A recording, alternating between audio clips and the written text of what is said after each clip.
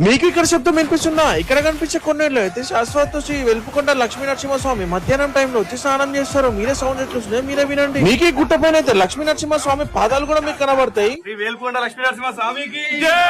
దేవుని మనసులో తలుచుకుంటూ హైదరాబాద్ నుంచి మా ఫ్యామిలీ కూడా మొత్తం వేసుకుని జాఫర్ గట్ట గుట్టకైతే మేమందరం బయలుదేరిన 2 కార్లలో. ఇక్కడైతే చాలా భయంకరంగా వర్షం అయితే చాలా పడుతుంది. మేము అట్లా అని చెప్పేసి మా ప్రయాణం మాత్రం అస్సలు ఆగలేదు. మేమైతే లక్ష్మీ నరసింహస్వామిని తలుచుకుంటూ అలానే వెళ్ళిపోయినాం. ఇక్కడ మేమైతే ఫైనల్ ఇక్కడ రీచ్ అయిన తర్వాత అయితే కింద గుడిని అయితే మేము దర్శనం చేసుకుని ఫైనల్ గా అయితే గుట్టపైకి అయితే మేము స్టార్ట్ అయిపోయినాం లక్ష్మీ నరసింహస్వామి దర్శనం చేసుకోవడానికి. కింద ఆంజనేయ స్వామి ఉంటే మాత్రం బలంగా మేము మొక్కుని మాత్రం మా ప్రయాణం అయితే స్టార్ట్ చేసినాం. ఇక్కడ నుంచి మీరు లక్ష్మీ నరసింహస్వామి దర్శనం చేసుకోవాలంటే మినిమం చాలా కిలోమీటర్స్ అయితే పైకి 2-3 గుట్టలు అయితే దాటుతూ వెళ్ళాలి. గుడికి గుట్టపైకి వెళ్ళడానికి మాత్రం ఎటువంటి దారి అయితే ఉండదు. కాలినడక దారితోనే మీరైతే పైకి వెళ్ళాలి. అది కూడా మొత్తం రాళ్ల మధ్యలో చెట్ల మధ్యలో నుంచి మీరైతే ఇక్కడికి వెళ్ళిపోవాలి. మేమైతే ఫస్ట్ గుట్టకైతే చేరిపోయినాం. మీరు ఇక్కడ చూసుకోవచ్చు ఒక చిన్న పిల్లని ఎత్తుకొని సామాన్లతో ఎంత భక్తుంటే మాత్రం ఈ గుట్ట పైకి రావు. గుట్ట ఎక్కుతుంటే మధ్యలో మాత్రం ఎన్నో మూలికల నుంచి వచ్చే జలపాతం అయితే అక్కడ పారుతుంటే మేమైతే నీరు తాగేస్తాం. అయిన తర్వాత మీ మాత్రం ఈ ప్రయాణం అస్సలు ఆపలేదు. ఎన్నో అడ్డంకులు వచ్చినా కూడా మేము ఆపకుండా మాత్రం దేవుని పేరు తీసుకుని అట్లనే పైకి వెళ్ళిపోతున్నాం. గుట్ట పైన అయితే చాలా గుట్టెలుగులు తిరుగుతాయని చెప్పి లోకల్ వాళ్ళు చెప్తుంటారు. మేము ఫైనల్ గా అయితే శ్రీ లక్ష్మీ నరసింహస్వామి టెంపుల్ దగ్గరికి అయితే రీచ్ అయిపోయినాం. మీరే చూసుకోవచ్చు ఇక్కడ కోనేరులో అయితే అందరు స్నానం చేస్తున్నారు. ఇక్కడ కోనేరులో చూస్తే మాత్రం మీకు 3 నామాల చేపలు అయితే మీకు ఇక్కడ కనిపిస్తాయి. మేము కూడా ఈ కోనేరులో స్నానం చేసుకొని ఎన్నో ఏండ్ల పురాతనమైన శ్రీ వెలుపుకొండ లక్ష్మీ నరసింహస్వామి టెంపుల్ లోకి అయితే అడుగు పెట్టేసినాం. ఎన్నో అడ్డంకులు దాటుకుంటే గుట్ట పైకి ఎక్కినాం. కానీ ఒక్కసారి టెంపుల్ లోకి అడుగు పెట్టగానే మాత్రం మనసంతా ప్రశాంతంగా.